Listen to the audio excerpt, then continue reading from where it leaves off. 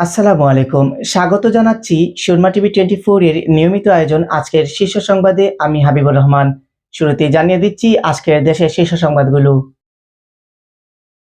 নারী নির্যাতনকারীদের কোনো রাজনৈতিক পরিচয় থাকতে পারে না বলে জানিয়েছেন বাংলাদেশ জাতীয়তাবাদী দলের মহাসচিব মির্জা ফখরুল ইসলাম আলমগীর।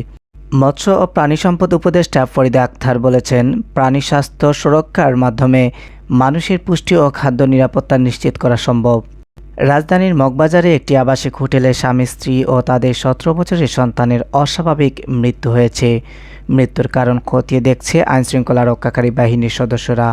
মৃত তিনজন হলেন লক্ষ্মীপুরের রামগঞ্জ উপজেলার মনির ও তার স্ত্রী স্বপ্না এবং তাদের সন্তান আরাফাত। আগামী ফেব্রুয়ারিতে সুষ্ঠু নির্বাচন আয়োজনের দাবি জানিয়ে বিএনপির vice chairman doctor Asaduzzaman Ripon বলেছেন, সরকারের কাছে আমাদের একটাই দাবি, সুষ্ঠু নির্বাচন দিয়ে জনগণের ভোটাধিকার নিশ্চিত করতে হবে। আগামী ফেব্রুয়ারির মধ্যে সুষ্ঠু নির্বাচনের উদ্যোগ নিতে হবে। বাংলাদেশ থেকে পোশাক শিল্পের জুট আমদানি করে পাকিস্তান তাদের ক্রমবর্ধমান রিসাইকেল শিল্পের চাহিদা পূরণ করতে পারে বলে জানিয়েছেন বাংলাদেশ পোশাক প্রস্তুতকারক ও রপ্তানিকারক সমিতির সভাপতি মাহমুদ হাসান খান। বিএনপির স্থায়ী কমিটির সদস্য আমির খসরু মাহমুদ চৌধুরী বলেছেন, সারা দেশ নির্বাচনে নেমে পড়েছে। সারা দেশের মানুষ প্রস্তুতি নিচ্ছে ফেব্রুয়ারিতে নির্বাচনের জন্য। নির্বাচনের কমিশন প্রস্তুতি নিচ্ছে। তারা তৈরি আছে, শুধু নির্বাচন ব্যাহতের চেষ্টা করে কোনো লাভ নেই। কুমিল্লার মুরাদনগরের একটি গ্রামে বসতঘরে দরজা ভেঙে ধর্ষণের শিকার নারীর নিরাপত্তা নিশ্চিত করতে এবং তাদের প্রয়োজনীয় চিকিৎসা দিতে নির্দেশ দিয়েছেন হাইকোর্ট। একই সঙ্গে ধর্ষণের শিকার নারীর নির্যাতনের ভিডিও 24 ঘন্টার মধ্যে সামাজিক যোগাযোগ মাধ্যম থেকে অপসারণের নির্দেশ দিয়েছেন আদালত। আপনারা এতক্ষণ শুনছিলেন আজকের দেশের শীর্ষ সংবাদগুলি। এবারে থাকছে আন্তর্জাতিক শীর্ষ সংবাদ। জাতিসংঘের পারমাণবিক নজরদারি সংস্থার প্রধান রাফায়েল গ্রোসি বলেছেন, ইরানের পারমাণবিক স্থাপনাগুলোতে যুক্তরাষ্ট্রের হামলা দেশটির পারমাণবিক কর্মসূচি সম্পূর্ণ ক্ষতিসাধন করতে পারেনি এবং তেহরান কয়েক মাসের মধ্যেই ইউরেনিয়াম সমৃদ্ধকরণ পুনরায় শুরু করতে পারে। তার এই মন্তব্য মার্কিন প্রেসিডেন্ট ডোনাল্ড ট্রাম্পের দাবির সঙ্গে সাংঘর্ষিক।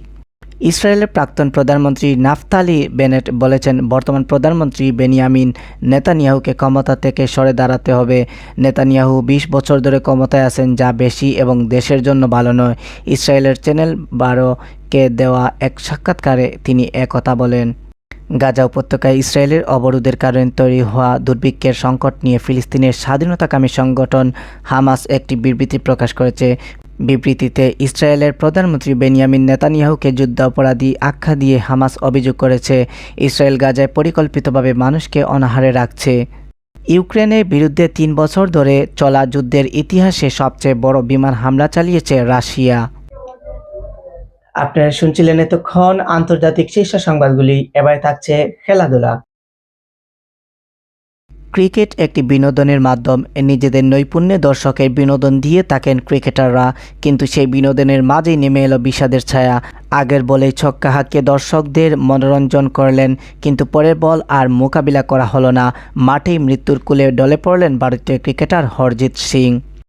র্যাঙ্কিং কিংবা শক্তির বিচার, সব দিক থেকেই বাংলাদেশের চেয়ে এগিয়ে বাহরাইন।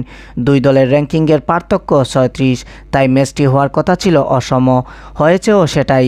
তবে আধিপত্যটা দেখিয়েছে আত্মবিশ্বাসের ভরপুর পিটার বাটলারের শিষ্যরা। প্রমাণ করে দিয়েছেন এই বাংলাদেশ নতুন এক বাংলাদেশ।